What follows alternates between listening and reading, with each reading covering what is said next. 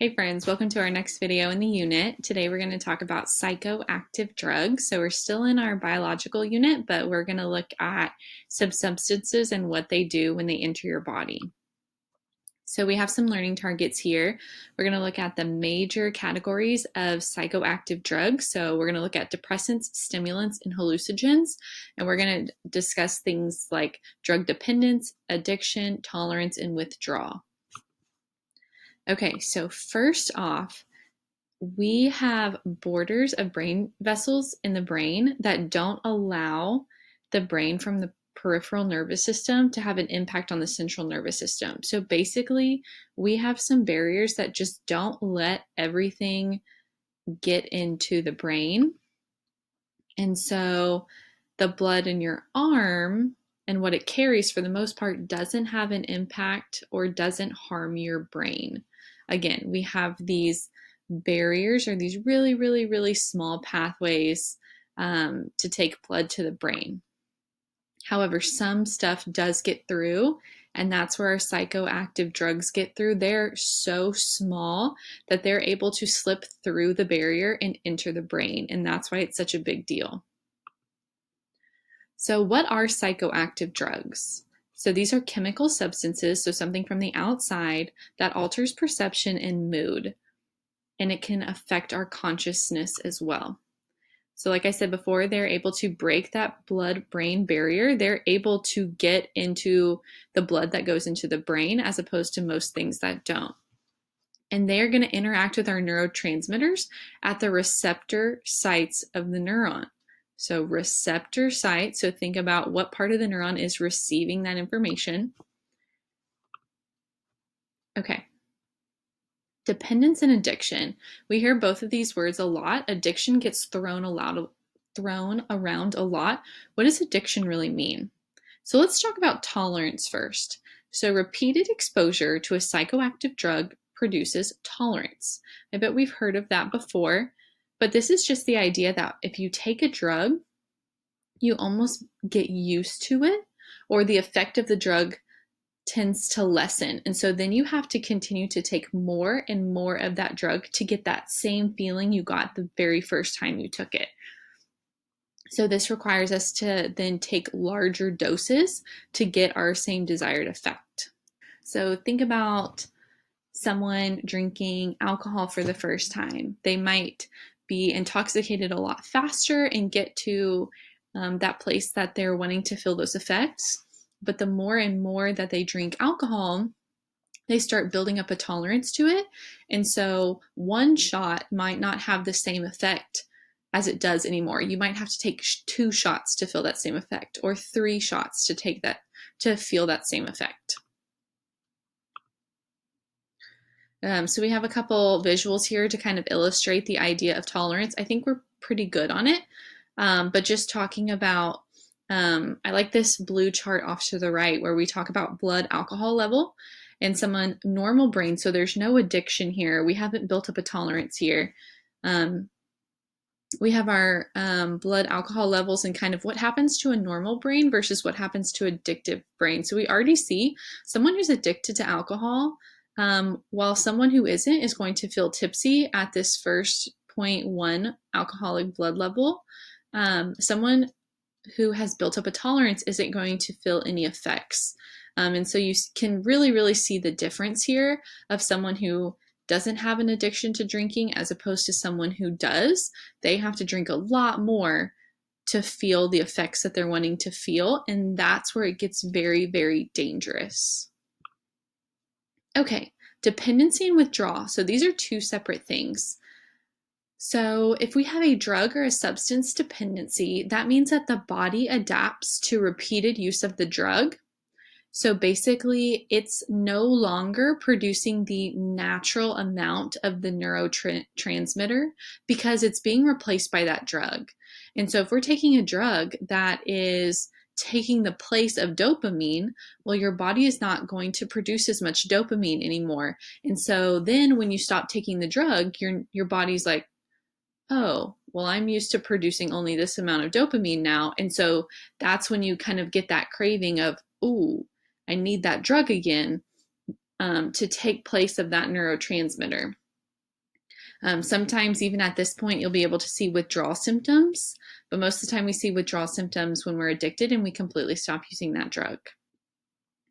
Okay, so we have physical dependence or addiction here. So this is going to come from using that drug chronically and building up that tolerance. So then when you don't take that drug anymore, now you're going to feel unpleasant physical symptoms. So maybe this is nausea or headaches or trembling, something physical happening that is a result of you not taking this drug anymore and wanting, and hopefully it's almost like your body wants you to take it now. It's like, oh, look, I'm nauseous. Like, now I need you to take that drug, as opposed to psychological dependence. So this is where if you stop taking that drug, then you're going to still have withdrawals, but this is going to be like emotional or motivational. So this might be negative moods or mood swings or not having any motivation to do anything.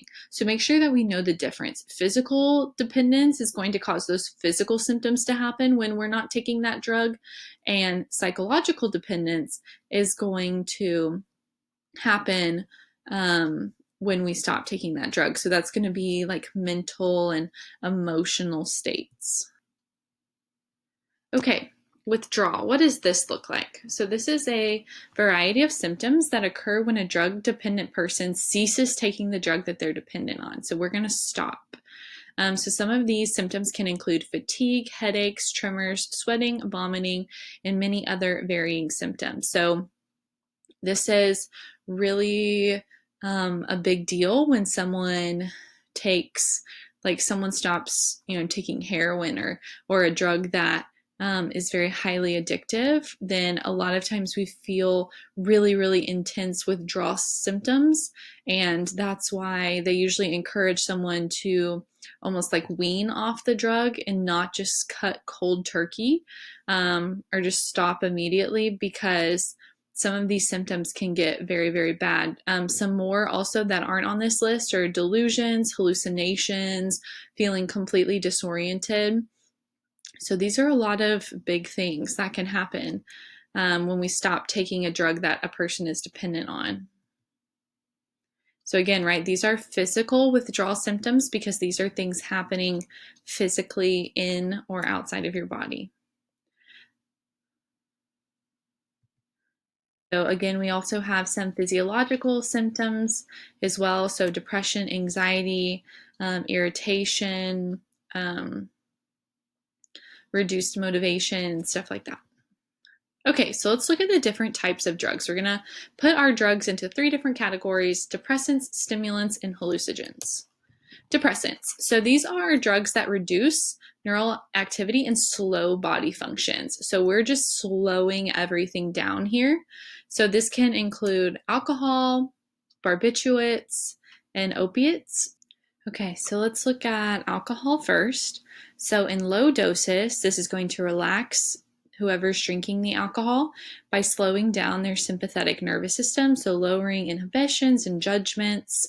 And so this is why maybe if someone has one glass of wine, they might feel very tired and very relaxed after and want to go to sleep. In high doses, so if someone is drinking a lot of alcohol, it's still going to do the same thing, even though a lot of times we don't think of drunk people as like slowing down. They might be hyped up and like dancing around, but think about some of the characteristics of an intoxicated person. Their reaction times are slow, so that's why they say don't get behind the wheel when you're when you're drunk, because your reaction times are slow. Your speech slurs, so a lot of times we're not able to say complete words or put words in a sentence. And then skilled performance deteriorates. So this is why if you get pulled over and the cop thinks that you've been drinking, they have you do skilled performance tests. So they might have you like walk in a line, or they might see if your eyes like smoothly move back and forth with a flashlight and stuff like that. So think about some of those characteristics of someone who has been drinking, and you'll see that they have slowed body functionings and responses. This can also affect our memory. because it's disrupting the processing of recent events into the long-term memory. So this is why someone, if they drink too much, they might not remember what happened the night before, because that alcohol is getting in the way of all of those memories from the night being stored into your long-term memory. It reduces self-awareness, and it focuses one's attention on the immediate situation rather than future consequences. So this is why sometimes people who have been drinking, they just look at the situation in front of them and they don't think, oh, hey, this might not be a good idea if I do this. We're not really aware of the consequences, and we reduce self-awareness, and this can go multiple ways, but sometimes this kind of gives people like a false confidence to do things that they would want to do when they're sober but don't have enough confidence to do, so they drink. Okay, so let's look at alcohol's effect on the body. So generally it takes about 1 hour to metabolize the alcohol in one drink, so we've probably heard this before. Women metabolize alcohol more slowly than men, and that is just due to how our bodies are made and how men have more muscle than women. So if we take a woman and a man that are the same weight and they consume the same amount of alcohol, the woman would be more intoxicated than the man because of the way that our bodies are made and composed. Men just have more muscle, and that helps speed up metabolizing of alcohol. Okay, let's look at barbiturates. So what are these? So these are drugs that mimic the effects of alcohol. So they depress the central nervous system activity in larger doses, and this can lead to impairment of memory and judgment. So these are kind of like tranquilizers. Like you take them and they really, like they slow you down, right? And so here are some different examples of some barbiturates. But yeah, my keyword here, I like to think of like tranquilizers. Okay, opiates. Let's look at these. So this comes from opium, right? And its derivatives. So if you've heard of, morphine and heroin, that's going to come from this category. We're going to depress neural activity. It temporarily lessens pain and anxiety. So you might start to see why this is attractive to some people who are experiencing a lot of pain or a lot of anxiety, and they are highly addictive because they get rid of the things that we don't want. And so heroin is an example here. You'll see on our chart over here to the right, we see that drug overdoses death rates in the United States. We see that out of the 4 drugs that we're looking at, so any opioids here, we have pain relievers, heroin, and cocaine. You see almost all of them have increased except for cocaine. I mean, it's kind of on the rise again, but you're seeing a lot of these drugs like really spike, especially in this past decade. But let's talk about heroin. So the user gets a short-lived feeling of pleasure, right? Feeling good. We're not feeling pain. We're not feeling anxious. And that usually lasts around 3 to 5 hours. This is why heroin becomes so addictive, though, because as soon as that wears off, you're craving for another fix or another dose of heroin. And so, and then you're able to build up that tolerance like we talked about. And we need progressively larger doses to feel that same effect. And it has intense physical withdrawal symptoms. So some of the ones we talked about on a couple slides back are in full force when we're talking about heroin here. Very, very, very strong withdrawal symptoms. So it becomes very addictive because you feel great, right, when you take it. And then as soon as that wears off, you feel terrible. And all of the stuff that you were trying to cover up, you're now feeling, plus physical withdrawal symptoms. So headaches, fatigue, nausea, all of that stuff. So wanting to take another dose to make you feel better, that's why it becomes very highly addictive. Methadone, so that can be used when you're trying to combat a heroin addiction. It kind of helps you feel that same pleasure, but it kind of helps. It doesn't have some of those intense physical withdrawal symptoms. However, then you can get addicted to that as well. So it's kind of like getting addicted to the lesser of two evils. So like I said, you don't get that high, but it reduces those intense physical cravings. Okay, I put myself right here in the middle. So we have two visuals. We have long-term effects of heroin and short-term effects. And so we see some of our short-term effects. We see some stuff that's present, but that could probably go away. So like dryness of the mouth, the skin is feeling warm and flushed. We just have like some slow breathing. We do have some weakness in the muscles, but you'll see all of these short-term effects over time have really intense long-term effects. And so we went from, just slowed breathing to now really strong respiratory issues, specifically pneumonia could be one that could be present. Look at this: infection of heart lining and valves, collapsed veins, decreased functioning of your liver. So you see that a drug like this has some really, really intense long-term effects. So we want to stay away. We want to stay away from heroin. Okay, let's jump gears to a different type of drugs. These types of drugs do the complete opposite. So these are stimulants. So these are drugs that excite neural activity and speed up body functions. So depressants slow everything down. Stimulants are going to speed everything up. So we've got caffeine, nicotine, cocaine, ecstasy, amphetamines, and methamphetamines. We're going to talk about each one. The caffeine gets a lot of people. People are like, no, I don't take any psychoactive drugs. I just drink coffee. Well, caffeine is considered one. But a lot of times we just don't think of it as very serious because it's legal, and so many people get their coffee every day. They go to their coffee shops, whatever. But again, we have another chart here looking at drug use disorder by age. So this is split up between different age groups and kind of the prevalence or the amount of drug use by that certain age. And so we see kind of our highest group here is at 20 to 24 range, and our next two groups are 25 to 29 and 15 to 19. So a lot of our adolescents and our young adults, we're seeing more drug use disorders. So not a positive thing. So let's talk about caffeine and nicotine, two drugs that we're probably very, very familiar with. So we're going to increase heart and breathing rates and other autonomic system functions to provide energy. So let's chat about caffeine for a minute. So this is considered the most widely used psychoactive drug. And think about that. That's because caffeine is normalized. It's in coffee, tea, sodas. It's in a lot of the things that we consume. And so most people don't see an issue with it. It's illegal. And so it's usually not looked at as a drug or a big deal. But basically, it will increase our attentiveness and improve our mood by mimicking adenosine, which is a neurotransmitter that helps with this stuff naturally. It's physically addictive. And so if you don't have your caffeine for a couple days, especially if you're a regular like coffee or tea drinker, then you could potentially have headaches, be irritable, be drowsy, or be tired.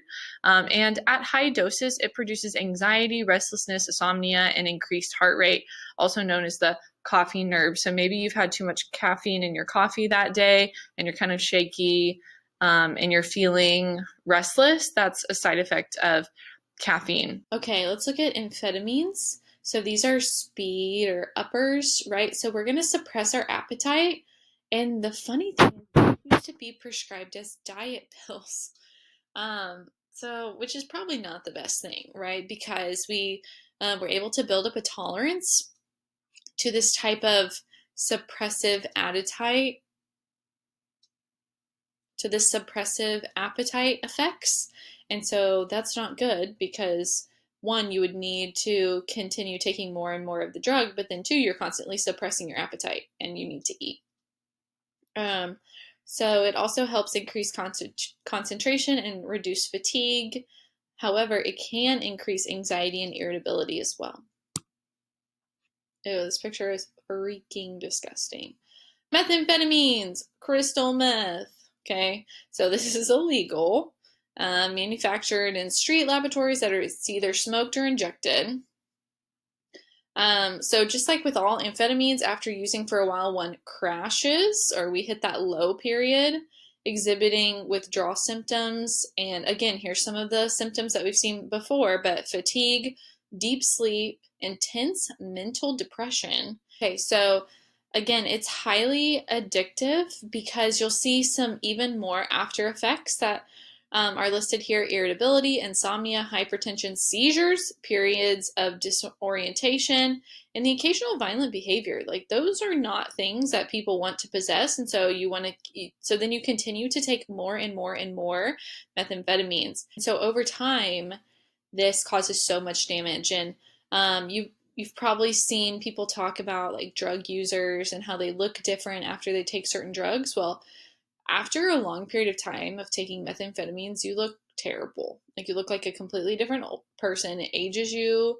You'll see this mouth over here looking absolutely disgusting, right? There's a lot of physical changes that happen when you take methamphetamines, and it's not pretty at all. Cocaine, let's talk about it. So, a legal stimulant comes from the coca tree, right? We used to use, like, it would come from the leaves. This used to be in Coca-Cola, but we took that out in 1903. We just replaced it with caffeine. We took the cocaine out of the Coke. However, sometimes, it can be used for medical purposes, and in some places, it's actually still used as flavoring in some cola drinks. But when inhaled or snorted, it reaches the brain in minutes. It's a very fast acting. It reaches the brain quick, kicks in quick, right? And producing intense euphoria, mental alertness, and self-confidence that lasts for several minutes. So again, it's something that you can build up a tolerance to, usually 10 to 30 minutes if someone is using it a lot.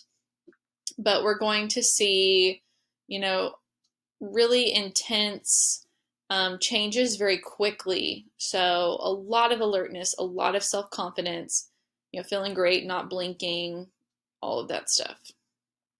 Okay, so cocaine, it's going to block the reuptake of dopamine. So think about what kind of drug that is. That's an agonist, right? Because it's going to allow all that dopamine through when not all of it should have gone through. It's going to stop reuptake from happening. So everything that should have gotten recycled, it just continues to get pushed through to the next neuron. So the brain is flooded with dopamine-produced pleasure sensations. So we see some side effects of chronic use of cocaine down here as well. So we see side effects in all different parts of the body. There are a lot of side effects of cocaine, but the biggest one is, since it allows so much dopamine through, when you stop taking it, you crave that dopamine effect again, and so then you're going to want to continue to take cocaine. Ecstasy, let's talk about this. So a stimulant, we're going to still include it in stimulant, but it is a mild hallucinogen. So we're going to increase empathy, peacefulness. The person feels calm or relaxed, yet they also have what seems like an unending supply of energy.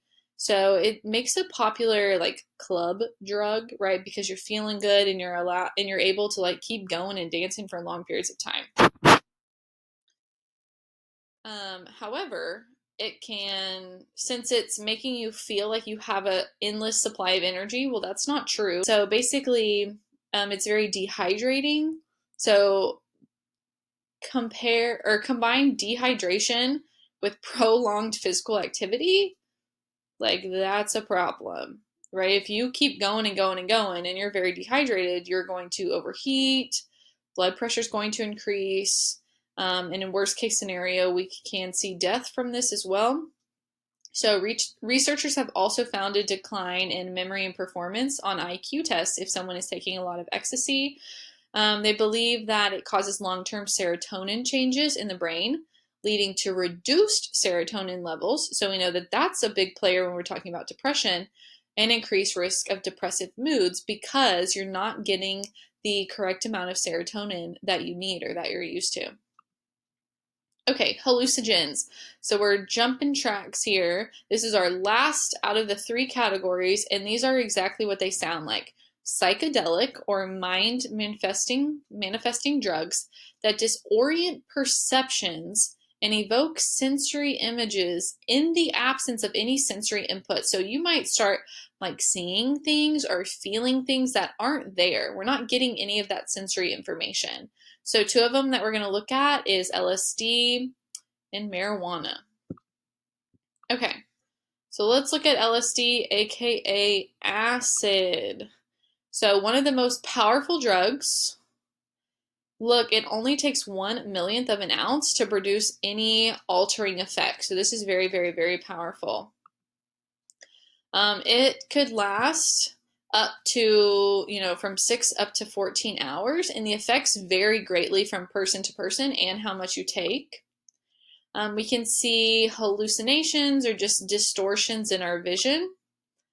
Our emotions can be very intense as well, and we can have some unstable or impaired thoughts. So, thoughts that really aren't making any sense, or they're very like out there.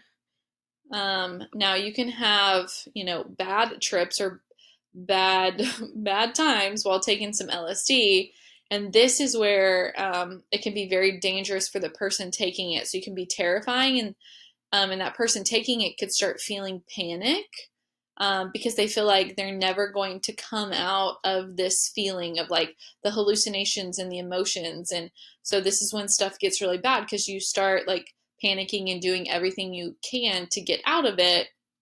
And this is where someone can hurt themselves while on LSD. Yeah, so some have tragically ended in accidents, death, or even suicide. It can also bring about like flashbacks. So having sudden, without warning, brief occurrences of the hallucinations and the stuff that we've been seeing when taking acid. Okay, marijuana. I feel like we're pretty familiar with this one. It's a hot topic on should it be legal or should it not. But this is going to produce relaxation. It relieves inhibitions, relieves anxiety, increases sensitivity to sights, sounds, and touch. Can cause a sense of time to be disoriented. So THC, which is the ingredient in marijuana that produces the high, that remains in the body long after use. So this is why if you're drug tested later, it'll still pop up. 10% remains in the system after 7 weeks. So I think most people think like, oh, 2 weeks and it's gone. Well, part of it can still remain in the system. So some effects, we can have impaired attention and coordination, slow reaction time.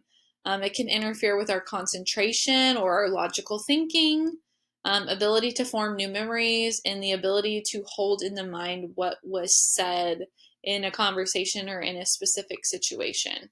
So if we're using marijuana often or chronically, it can be associated with a loss of motivation and kind of increase apathy. So not really wanting to do anything, just wanting to feel those effects and continue to use marijuana.